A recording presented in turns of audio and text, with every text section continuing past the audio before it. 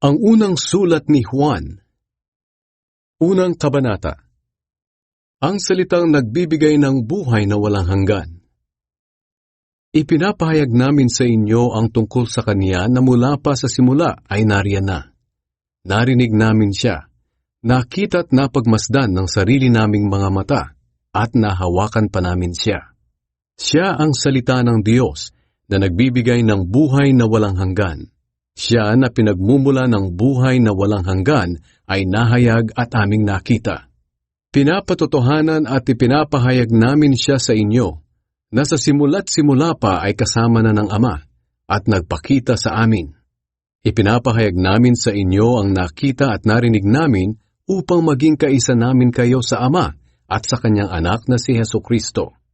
Isinusulat namin ito upang malubos ang aming kagalakan. Ang pamumuhay sa liwanag.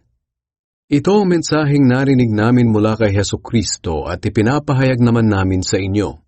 Ang Diyos ay liwanag at sa Kanya ay walang anumang kadiliman. Kung sinasabi nating may pakikiisa tayo sa Kanya ngunit namumuhay naman tayo sa kadiliman, nagsisinungaling tayo at hindi namumuhay ng ayon sa katotohanan. Ngunit kung namumuhay tayo sa liwanag, tulad ng Diyos na nasa liwanag, may pagkakaisa tayo at nililinis tayo ng dugo ni Jesus na Kaniyang anak sa lahat ng kasalanan. Kung sinasabi nating wala tayong kasalanan, dinadaya natin ang ating sarili at wala sa atin ang katotohanan. Ngunit kung ipinagtatapat natin sa Diyos ang ating mga kasalanan, maaasahan nating patatawarin Niya ang ating mga kasalanan at lilinisin tayo sa lahat ng uri ng kasamaan dahil matuwid Siya. Kung sinasabi nating wala tayong kasalanan, ginagawa nating sinungaling ang Diyos at wala sa atin ang Kanyang salita. Ikalawang kabanata. Mga anak, sinusulat ko sa inyo ang mga bagay na ito upang hindi kayo magkasala. Ngunit kung may nagkasala man, may tagapamagitan tayo sa Ama. Siya ay si Hesukristo, ang matuwid. Siya ang ibinigay na handog para sa kapatawaran ng ating mga kasalanan. At hindi lang ng mga kasalanan natin, kundi pati na rin ng kasalanan ng buong mundo. Nakatitiyak tayong kilala natin ang Diyos kung sinusunod natin ang Kanyang mga utos. Ang nagsasabing nakikilala niya ang Diyos, ngunit hindi naman sumusunod sa Kanyang mga utos ay sinungaling at wala sa Kanya ang katotohanan. Ngunit sa sino mang sumusunod sa salita ng Diyos, lubos na natupad sa Kanya ang pag-ibig ng Diyos. At sa ganitong paraan natin malalaman na tayo'y nasa Kanya. Ang sino mang nagsasabing Siya ay sa Diyos, dapat siyang mamuhay ng tulad ni Hesukristo. Mga minamahal, hindi bago ang ibinibigay kong utos na magmahalan kayo, kundi dati na. Ang utos na ito ay walang iba kundi ang mensaheng narinig at tinanggap ninyo mula nang sumampalataya kayo. Ngunit masasabi rin natin na ang utos na ito ay bago, dahil lumilipas na ang kadiliman at nagliliwanag na ang tunay na ilaw. At ang katotohanan ito ay nakita sa buhay ni Kristo at maging sa inyo. Ang sino mang nagsasabing siya'y nasa liwanag ngunit napupuot naman sa kanyang kapatid, ay nasa kadiliman pa rin. Ang sino mang nagmamahal sa kanyang kapatid ay namumuhay sa liwanag, at walang anuman sa buhay niya ang magiging dahilan ng pagkakasala ng kanyang kapwa. Ngunit ang sino mang napupuot sa kanyang kapatid ay nasa kadiliman. Lumalakad siya sa kadiliman at hindi niya alam ang kanyang patutunguhan dahil binulag siya ng kadilimang ito. Sumusulat ako sa inyo mga anak dahil pinatawad na ng Diyos ang mga kasalanan ninyo dahil kay Kristo. Sumusulat ako sa inyo mga ama dahil nakilala niyo na siya na mula pa sa simula ay nariyan na.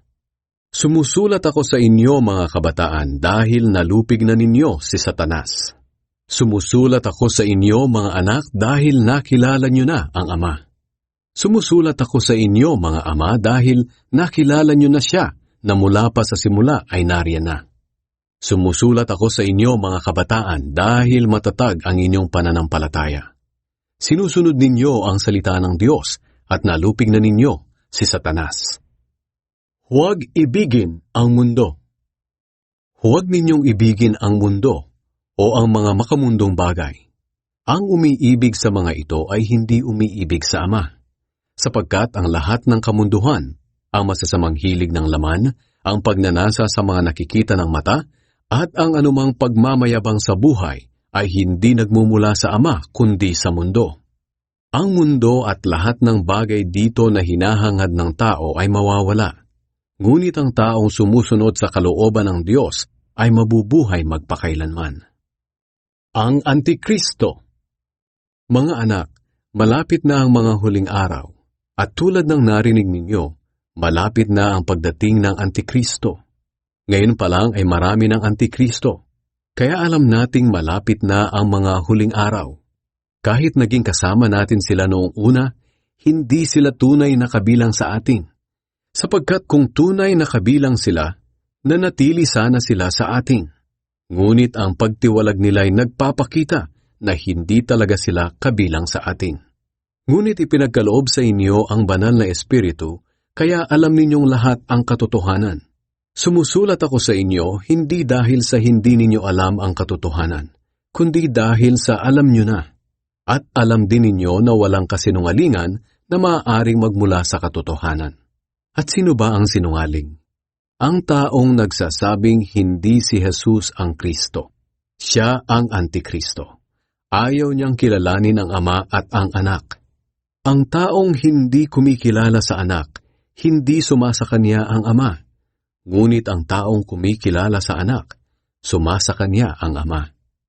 Huwag ninyong kalimutan ang mga natutunan ninyo mula pa noong una, upang patuloy kayong mamuhay ng may pagkakaisa sa Anak at sa Ama.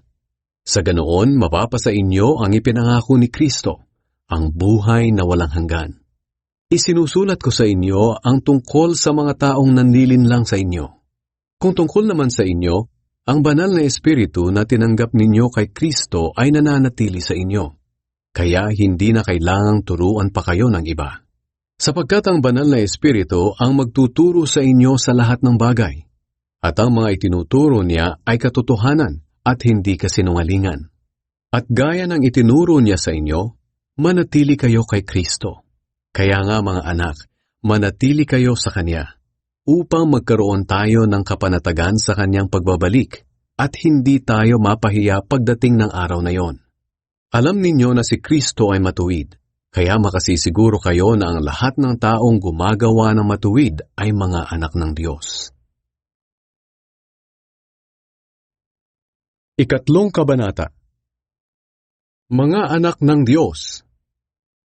Pag-isipan ninyo kung gaano kadakila ang pag-ibig ng Ama sa atin. Tinawag niya tayong mga anak niya, at tunay nga na tayo'y mga anak niya. Kaya hindi tayo nakikilala ng mga tao sa mundo dahil hindi nila kilala ang Diyos.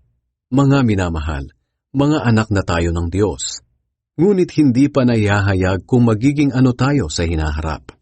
Alam natin na sa pagbabalik ni Kristo, tayo ay magiging katulad niya, dahil makikita natin kung sino talaga siya. Kaya ang sino mang may ganitong pag-asa kay Kristo ay dapat maging matuwid sa kanyang buhay, tulad ng buhay ni Kristo na matuwid. Ang lahat ng nagkakasala ay lumalabag sa kautusan ng Diyos, dahil ang kasalanan ay paglabag sa kautusan. Alam ninyong si Kristo na walang kasalanan ay naparito sa mundo upang alisin ang ating mga kasalanan. Ang sinumang nananatili kay Kristo ay hindi na nagpapatuloy sa kasalanan. Ang nagpapatuloy sa kasalanan ay hindi pa nakakita o nakakilala sa Kanya. Mga anak, huwag kayong patadaya kanino man. Ang sinumang gumagawa ng tama ay matuwid, tulad ni Kristo na matuwid. Ngunit ang nagpapatuloy sa kasalanan ay kampo ng Diablo. Dahil ang Diablo ay gumagawa na ng kasalanan mula pa sa simula. Ito ang dahilan kung bakit naparito ang anak ng Diyos, upang wasakin ang mga gawa ng Diablo. Ang sinumang naging anak ng Diyos ay hindi na nagpapatuloy sa kasalanan, dahil ang katangian ng Diyos ay nasa kanya na. At dahil nga ang Diyos ay kanyang Ama, hindi na siya nagpapatuloy sa kasalanan. At dito makikilala kung sino ang mga anak ng Diyos at kung sino ang mga anak ng Diablo. Ang lahat ng hindi gumagawa ng matuwid o hindi nagmamahal sa kanyang kapatid ay hindi anak ng Diyos. Magmahalan tayo. Ito ang aral na narinig ninyo nang sumampalataya kayo. Dapat tayong magmahalan. Huwag nating tularan si Cain na kampo ng Diablo kaya pinatay niya ang kanyang kapatid. At bakit niya pinatay ang kanyang kapatid? Sapagkat masama ang mga gawa niya at matuwid naman ang mga gawa ng kanyang kapatid. Kaya huwag kayong magtaka mga kapatid kung galit sa inyo ang mga makamundo. Alam nating inilipat na tayo sa buhay na walang hanggan mula sa kamatayan dahil minamahal natin ang ating mga kapatid. Ang sinumang hindi nagmamahal sa kanyang kapwa ay nananatili sa kamatayan. Ang sinumang napupuot sa kanyang kapatid ay isang mamamatay tao. At alam ninyo na walang mamamatay tao ang may buhay na walang hanggan. Sa ganitong paraan natin nalalaman ang tunay na pag-ibig. Ibinigay ni Hesukristo ang kanyang buhay para sa atin. Kaya dapat din nating ialay ang ating buhay para sa ating mga kapatid. Kung mayroon man sa atin ang nasa mabuting pamumuhay at nakikita ang isang kapatid na nangangailangan, ngunit hindi naman niya ito tinutulungan, masasabi ba natin na sumasa kanya ang pag-ibig ng Diyos? Mga anak, huwag tayong magmahalan sa salita lang, kundi ipakita natin sa gawa na tunay tayong nagmamahalan. Sa ganitong paraan, mapapatunayan natin na tayo nga ay nasa katotohanan at magiging panatag ang ating kalooban sa kanyang harapan kahit inuusig man tayo ng ating konsensya. Sapagkat ang Diyos ay mas higit kaysa sa ating konsensya at nalalaman niya ang lahat ng bagay.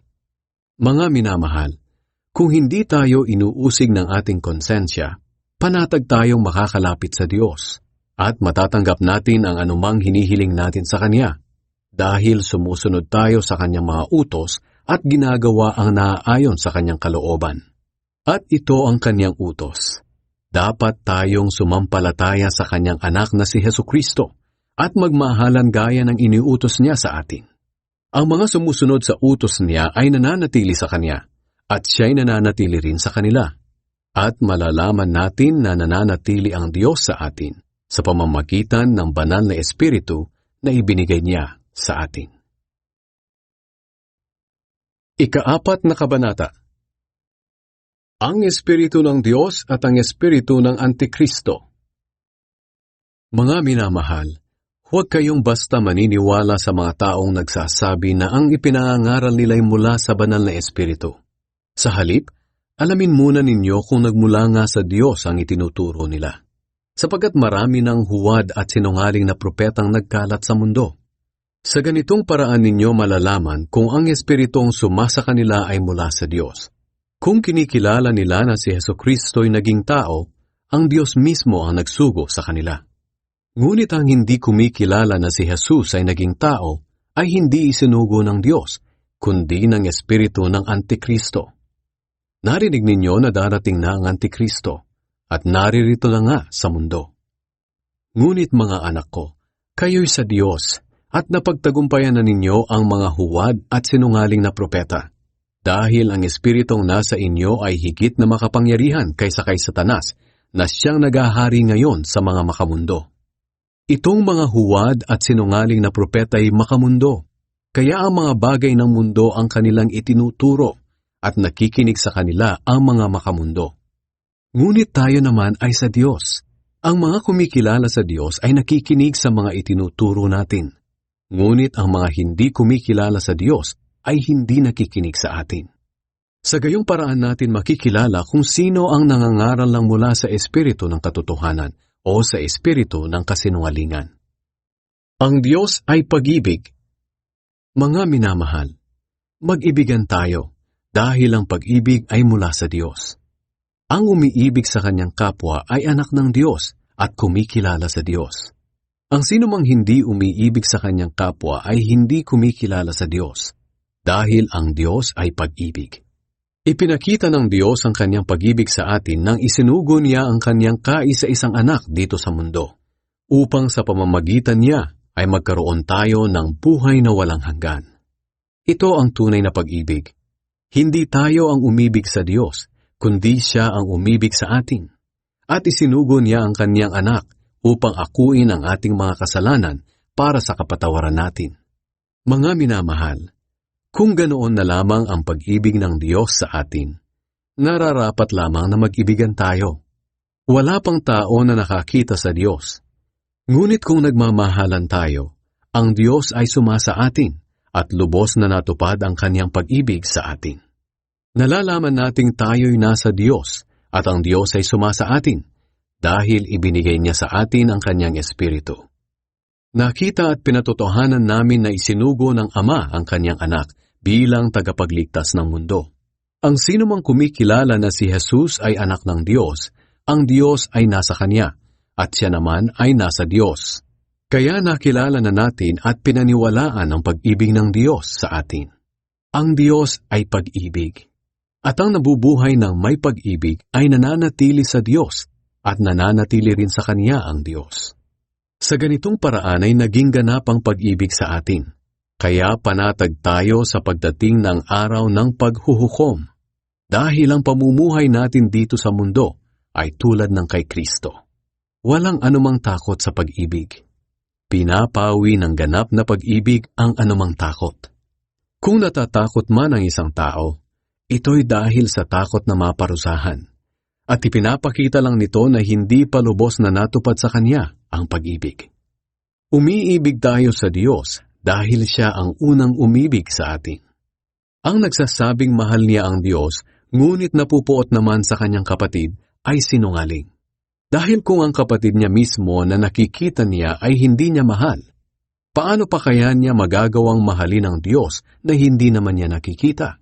Kaya ito ang utos na ibinibigay sa atin ni Kristo.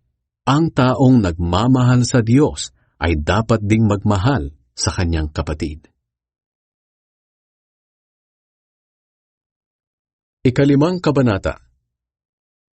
Ang pag-ibig, pananampalataya at tagumpay. Ang sinumang sumasampalataya na si Jesus ang Kristo ay anak ng Diyos.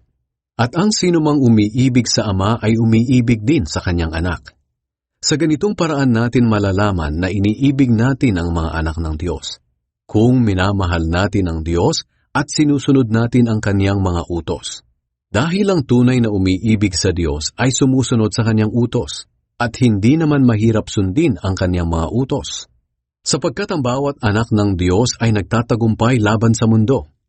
Napagtatagumpayan niya ito sa pamamagitan ng pananampalataya. At sino ba ang nagtatagumpay laban sa mundo? Ang sumasampalataya na si Jesus ay anak ng Diyos. Si Jesus na naparito sa mundo ay napatunayang anak ng Diyos sa pamamagitan ng tubig nang magpabautismo siya at sa pamamagitan ng dugo nang mamatay siya. Hindi lang sa tubig kundi sa pamamagitan din ng dugo. At ang mga bagay na ito'y pinatotohanan din sa atin ng banal na Espiritu. Dahil ang Espiritu ay katotohanan. Kaya may tatlong nagpapatotoo tungkol kay Jesus. Ang banal na Espiritu, ang tubig nang magpabautismo siya, at ang dugo nang mamatay siya. At ang tatlong ito'y nagkakaisa. Tinatanggap natin ang patotoo ng mga tao. Ngunit higit na maaasahan ang patotoo ng Diyos dahil siya mismo ang nagpatotoo tungkol sa kanyang anak. Ang sinumang sumasampalataya sa anak ng Diyos ay naniniwala sa patotoo ng Diyos.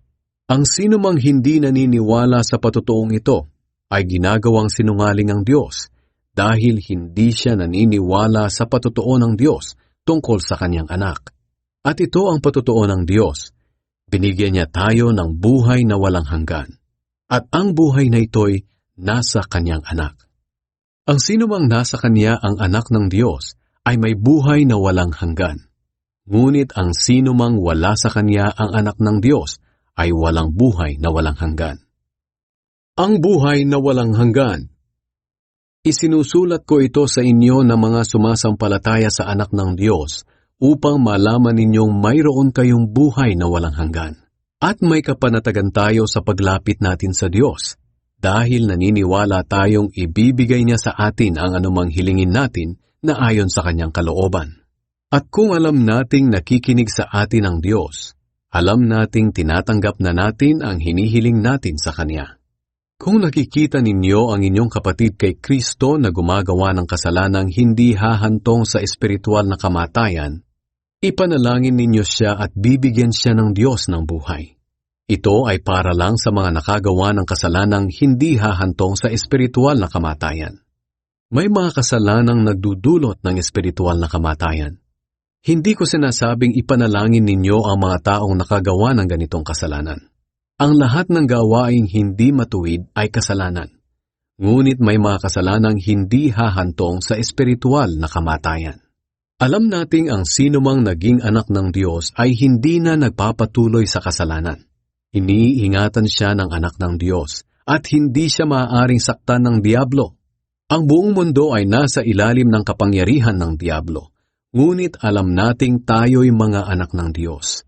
Alam din nating ang anak ng Diyos ay naparito sa mundo. At binigyan niya tayo ng pangunawa upang makilala natin ang tunay na Diyos. At tayo nga ay nasa tunay na Diyos sa pamamagitan ng kanyang anak na si Hesukristo. Siya ang tunay na Diyos at ang buhay na walang hanggan. Mga anak, lumayo kayo sa mga Diyos-Diyosan.